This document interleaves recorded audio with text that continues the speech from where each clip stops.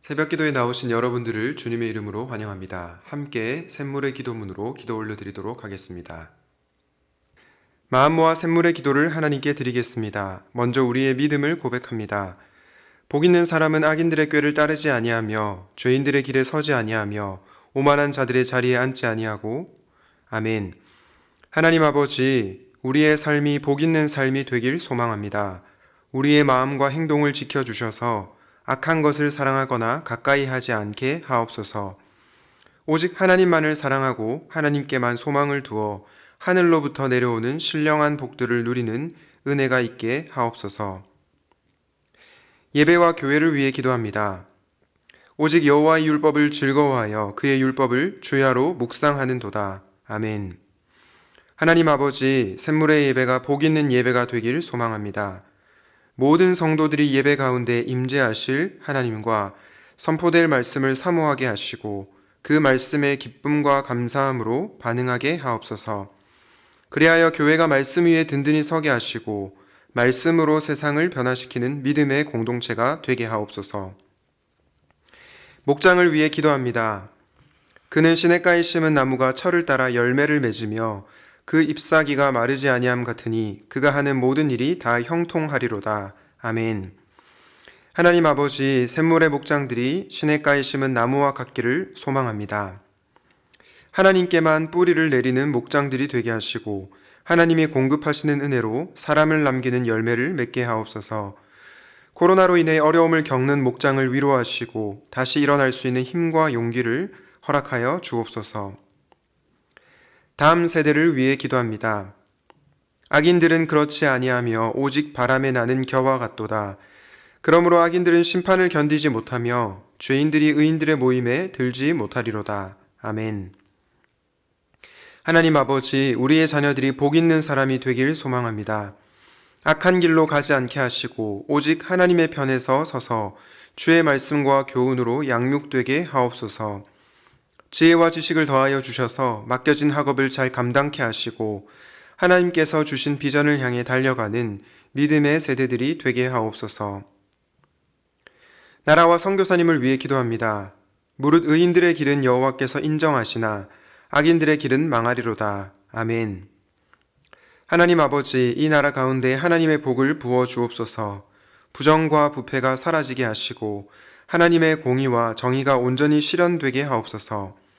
코로나로 인해 고통받고 있는 모든 자들을 위로하시고 속히 이 고통에서 벗어나게 하옵소서.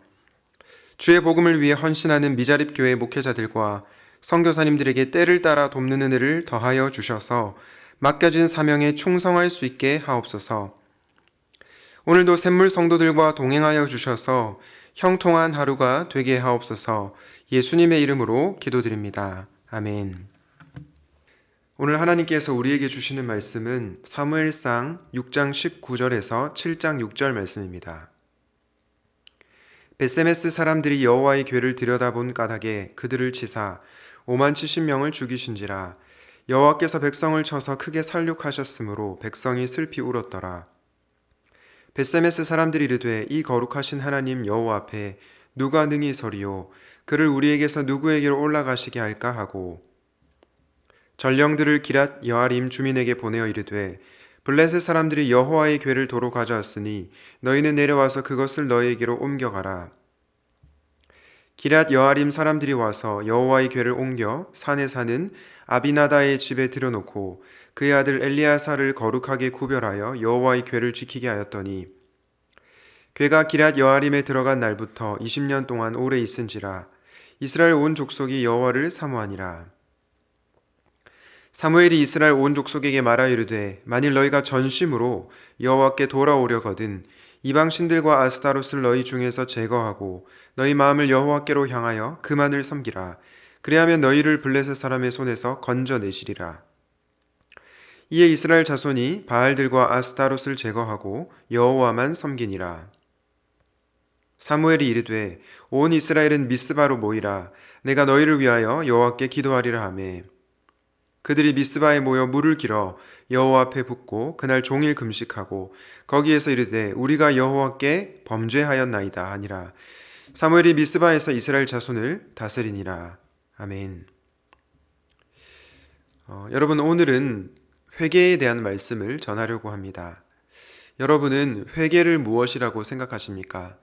대부분의 사람들이 회개는 자신의 잘못을 뉘우치고 또 자신의 죄를 고백하는 것, 그런 정도로 회개를 이해를 합니다. 물론 회개에는 자신의 죄를 뉘우치고 돌이키는 그 요소가 분명히 있습니다. 그런데 저는 오늘 본문 말씀을 묵상하면서 회개란 하나님께 굶주린 삶이다 라는 생각이 들었습니다. 회개란 하나님께 굶주린 삶이다. 저는 여러분들이 오늘 말씀을 통해서 이 회개의 의미를 마음 깊이 새기고 오늘 말씀을 통해 하나님께 굶주린 삶을 살아가는 저와 여러분이 되시기를 간절히 바랍니다. 오늘 본문은 크게 두 단락으로 나눌 수 있는데요. 사무엘상 6장 19절부터 7장 1절까지가 첫 번째 단락이고요. 그리고 사무엘상 7장 2절부터 6절까지를 두 번째 단락으로 나눌 수가 있습니다. 첫 번째 단락에서는 어떤 내용이 나옵니까? 바로 벳세메스 사람들의 죽음에 대한 얘기가 나오는데요. 여러분, 벳세메스 사람들이 왜 죽었습니까? 19절 말씀에 보면 그들이 여호와의 궤를 들여다본 까닭에 죽었다고 합니다. 개역개정 성경에 보면 5만 70여 명이 죽었다라고 되어 있는데 다른 성경 번역본에 보면 70명이라고 되어 있습니다. 벳세메스 마을의 인구수가 그렇게 많지 않은 것을 고려할 때에 아마도 70명으로 보는 것이 더 적절할 듯합니다. 그런데 이 70명의 벳세메스 사람들이 도대체 왜 죽은 것입니까? 표면적으로는 여호와의 궤를 들여다본 까닭이 있지만 사실은 보다 더 본질적인 이유가 있습니다. 우리는 민수기 4장을 통해서 그것을 알 수 있는데요. 민수기 4장 17절에서 20절 말씀입니다. 여호와께서 또 모세와 아론에게 말씀하여 이르시되 너희는 고핫 족속의 지파를 레위인 중에서 끊어지게 하지 말지니 그들이 지성물에 접근할 때에 그들의 생명을 보존하고 죽지 않게 하기 위하여 이같이 하라. 아론과 그의 아들들이 들어가서 각 사람에게 그가 할 일과 그가 맬 것을 지휘하게 할지니라. 그들은 잠시라도 들어가서 성소를 보지 말라. 그들이 죽으리라. 라고 말씀합니다. 여러분, 우리는 이것을 통해서 무엇을 알 수 있습니까? 벳세메스 사람들이 단순히 여호와의 궤를 들여다보았기 때문에 죽었다기보다는 그들이 하나님의 말씀, 율법을 어기고 여호와의 궤를 구경거리로 삼았기 때문이라는 것을 알 수 있습니다. 다르게 말해서 여호와 율법, 하나님의 말씀에 불순종했기 때문입니다. 여러분, 하나님의 말씀에 불순종한다는 것은 무엇을 뜻합니까? 바로 말씀하시는 하나님께 대한 반역을 의미합니다. 여러분들이 잘 아시는 것처럼 죄란 하나님의 말씀에 불순종하는 것입니다. 이들이 하나님의 말씀에 불순종하고 하나님을 반역하였기에 이런 비극적인 결말을 맞이하게 된 것입니다. 앞서 회개에 자신의 죄를 뉘우치고 돌이키는 요소가 있어야 한다고 말씀드렸습니다. 그런데 여러분, 누구 앞에서 나의 죄를 회개하는 것입니까? 근본적으로 우리가 짓는 모든 죄는 하나님 앞에서의 죄입니다. 1차적으로 우리의 모든 죄가 하나님 앞에서의 죄라는 것입니다. 그래서 오늘 사무엘상 7장 6절에 여호와 앞에서 범죄하였느니라 그런 표현이 나옵니다. 다윗도 간음죄와 살인죄를 범하고 나서 시편 51편에서 이렇게 고백했습니다. 내가 주께만 범죄하여. 물론 오해하지 마십시오, 여러분. 이 말이 다윗이 사람들에게 잘못을 하지 않았다, 죄를 범하지 않았다, 그런 의미는 아닙니다. 내가 주께만 범죄하여, 이 말은 근본적으로 그의 죄가 하나님 앞에서의 죄라는 것을 인정하는 것입니다. 여러분, 우리가 죄를 짓는 근본적인 원인이 어디에 있습니까? 바로 거룩하신 하나님을 두려워하지 않기 때문입니다. 하나님을 만홀히 여기고 하나님의 말씀을 가볍게 생각하기에 죄를 짓는 것입니다. 그러므로 죄는 하나님을 갈망하지 않기에, 하나님께 굶주려 있지 않기에 일어나게 되는 것입니다.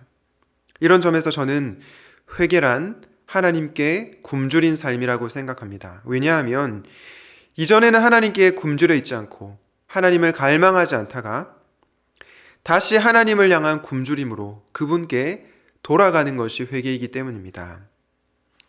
오늘 본문 7장 2절 말씀에 보면 궤가 기럇 여아림에 들어간 날부터 20년 동안 오래 있은지라 라고 하고 나서 그 다음에 이렇게 말씀합니다. 이스라엘 온 족속이 여호와를 사모하니라.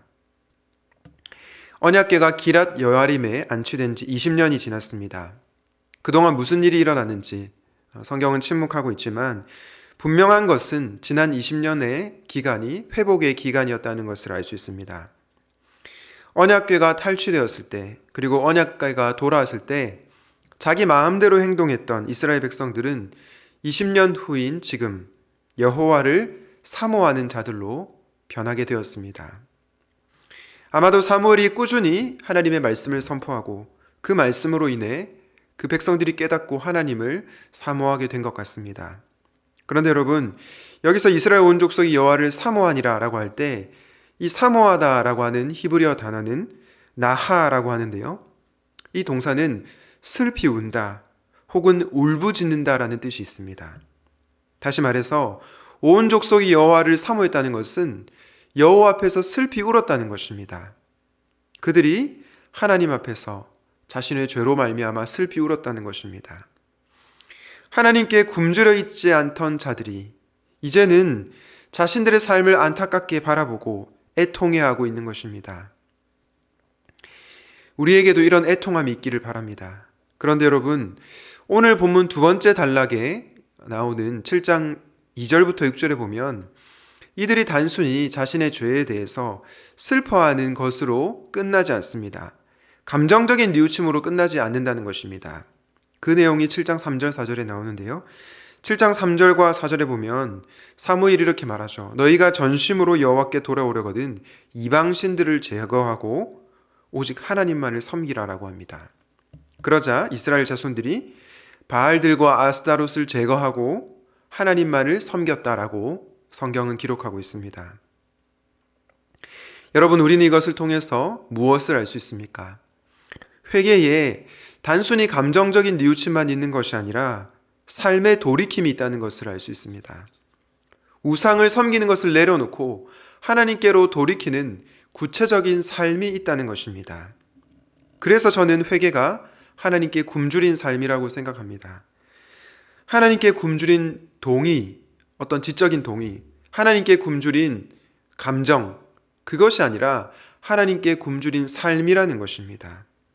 단순한 지적인 동의와 감정적 뉘우침으로 끝나는 것이 아니라 하나님을 사모하기에 구체적으로 삶에 돌이킴이 발생한다는 것입니다. 이런 점에서 회개란 하나님께 굶주린 삶입니다.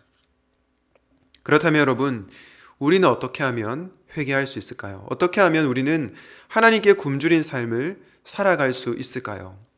먼저는 우상을 버려야 합니다. 존 파이퍼 목사님이 이런 말을 했는데요.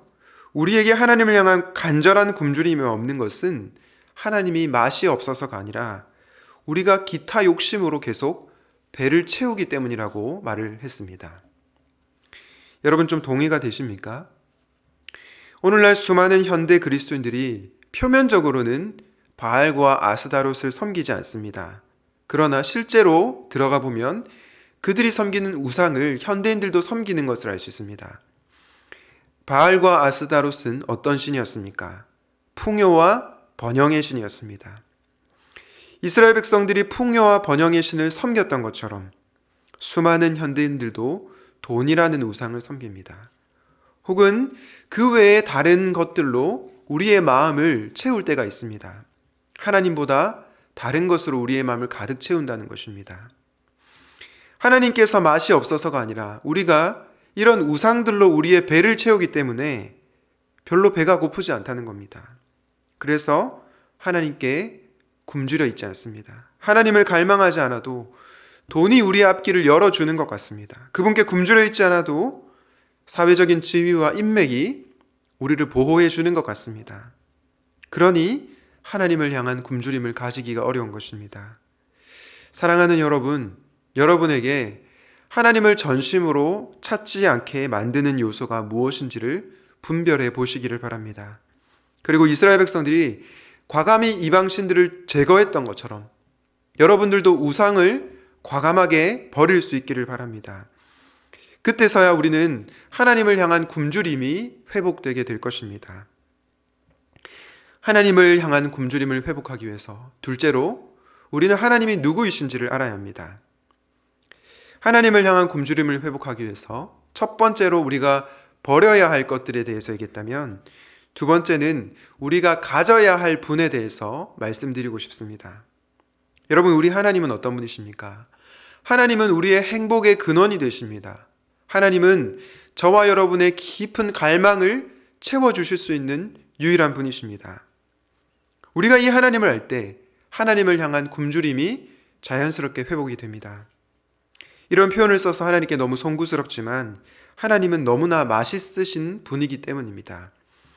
시편 34편 8절에서 다윗이 이렇게 고백합니다. 너희는 여호와의 선하심을 맛보아 알지어다. 그에게 피하는 자는 복이 있도다. 다윗이 뭐라고 고백합니까? 너희는 여호와의 선하심을 맛보아 알지어다. 다윗은 어떤 자입니까? 하나님의 선하심을 머리로만 안 자가 아니라 하나님의 선하심을 맛본 자, 경험한 자였습니다. 그렇기 때문에 지금 너희는 여호와의 선하심을 맛보아 알지어다 라고 말하고 있는 것입니다. 그런데 여러분, 다윗이 이 시를 적을 때 그의 상황이 편안했을까요? 아무런 어려움이 없었을까요? 결코 그렇지 않습니다. 성경에 보면 이 시편 34편의 제목이 뭐라고 나와 있냐면 다윗이 아비멜렉 앞에서 미친 채 하다가 쫓겨난 그때에 지은 시라고 얘기합니다. 이렇게 어려운 상황 가운데서도 여호와의 선하심을 노래할 수 있었던 이유가 무엇입니까? 그것은 다윗이 하나님이 어떠한 분이신지를 알았기 때문입니다. 이렇게 우리가 하나님이 어떤 분이신지를 알 때 자연스럽게 하나님을 향한 굶주림이 생겨나게 된다는 것입니다. 선하신 하나님을 갈망하게 된다는 것입니다. 그러면 자연스럽게 죄로부터 돌이켜서 하나님께로 나아가게 되어 있다는 것입니다. 말씀을 정리하겠습니다. 주 안에서 사랑하는 여러분, 회개란 무엇입니까? 회개란 하나님께 굶주린 삶입니다. 여러분은 하나님께 굶주려 있습니까? 아니면 다른 세상적인 것에 굶주려 있습니까? 회개란 단순히 죄를 뉘우치는 것을 넘어서 하나님께로 돌아가는 여정입니다. 회개가 고행이 아닌 이유는 우리는 회개를 통해서 선하시고 인자하신 하나님을 경험하게 되기 때문입니다. 하나님께 돌이킬 때 영적으로 배고픈 우리가 우리의 갈급함과 우리의 배고픔을 채우시는 그 하나님을 만날 수 있기 때문입니다. 바라기는 하나님께로 돌이켜 여호와의 선하심을 맛보는 사랑하는 샘물 성도 여러분 되시기를 우리 주님의 이름으로 축복합니다. 아멘. 오늘 말씀을 기억하면서 이렇게 기도하면 좋겠습니다. 내가 만든 신인 우상을 버리게 하여 주시옵소서. 말씀과 기도를 통해서 또 예배의 자리를 통해서 하나님을 더욱더 알아가게 해주십시오. 마지막으로 하나님을 향한 굶주림이 우리 안에 늘 있게 하여 주시옵소서. 이렇게 기도하시도록 하겠습니다.